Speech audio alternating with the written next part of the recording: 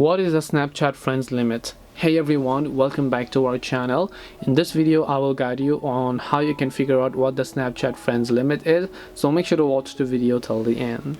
Now you might have the Snapchat application, you open it up and then you maybe come to your profile page and then you just come to your my friends section here, and whenever you come to the my friends section you should be able to see a list of your friends, right?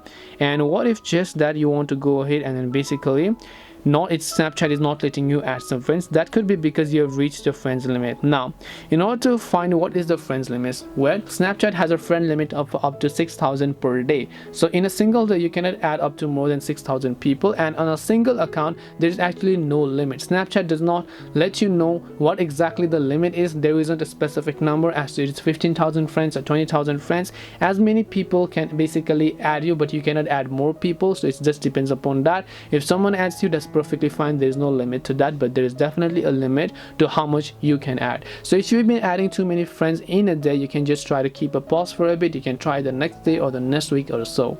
Hope this video helped you. If you have got any questions, feel free to leave them down. Thank you for watching and see you soon in the next video.